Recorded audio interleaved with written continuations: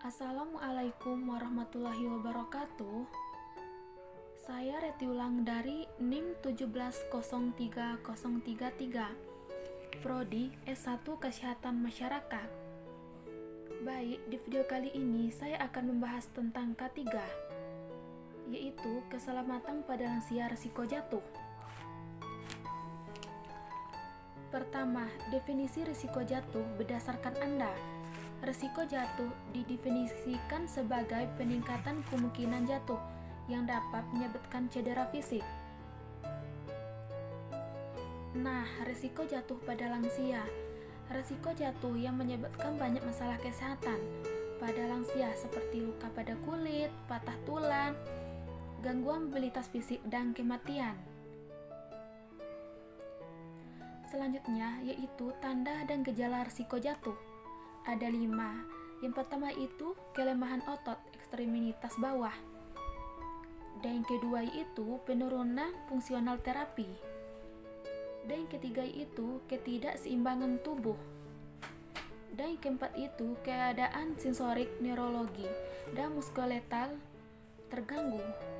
Dan yang terakhir itu yang kelima mengalami gangguan eliminasi, keterbatasan gerak, pusing, dan bingung. Berikutnya yaitu penyusun stabilitas badan. Yang pertama itu sistem sensorik, berperan di dalamnya adalah usus pendengaran.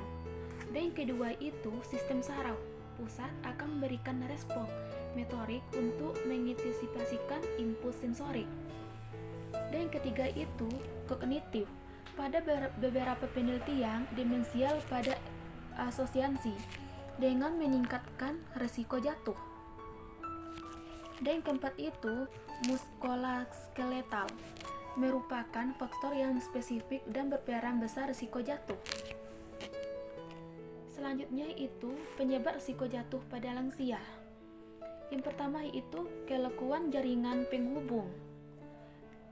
Dan yang kedua itu berkurangnya massa otot. Dan yang ketiga itu perlambatan kondisi saraf. Dan yang keempat itu penurunan lopang pandang. Dan yang terakhir itu yang kelima kerusakan proprioseptik. Selanjutnya itu faktor intrinsik risiko jatuh pada lansia. Di antaranya adalah ada kondisi fisik dan neuropsikotrik, penurunan visus dan pendengaran, perubahan neuromuskuler, gaya berjalan, dan refleks postural karena proses menua. Dan kedua itu faktor ekstrinsik risiko jatuh pada lansia, cahaya yang kurang, lantai licin, alat bantu tidak kuat, tempat tidur dan WC rendah.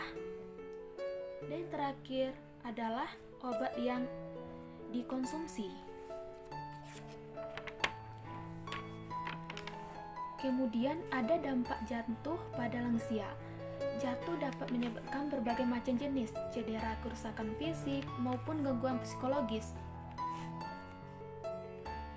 Fraktur pada tulang punggung, bergelengan tangan, pelvis, dan merasa syok, dan rasa tingkat ketakutan pada jatuh semakin tinggi. Dan yang terakhir itu aktivitas sehari-hari, fobia jatuh. Selanjutnya, pencegahan risiko jatuh pada lansia. Terdapat 3 cara untuk mencegah terjadinya pada lansia. Yang pertama adalah memodifikasi lingkungan rumah yang terdiri dari membuat lantai tidak licin dan lantai yang rata, tidak ada barang-barang yang berdasarkan di lantai, pencahayaan yang cukup, dan tidak menyilukan, dan mengurangi tangga yang ada di jalan lansia berjalan.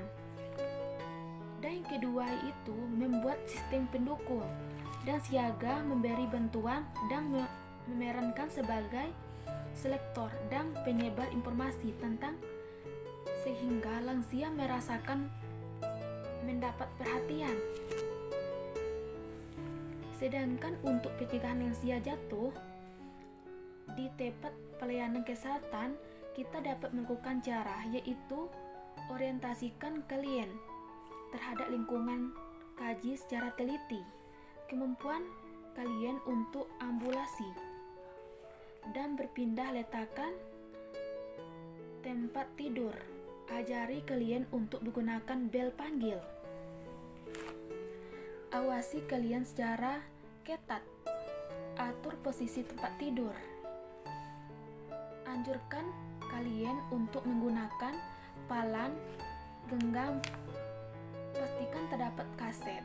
Pastikan lansia tidak naik turun tangga sendiri. Nah, itulah penjelasan pada lansia risiko jatuh. Semoga bermanfaat untuk kita semua. Terima kasih.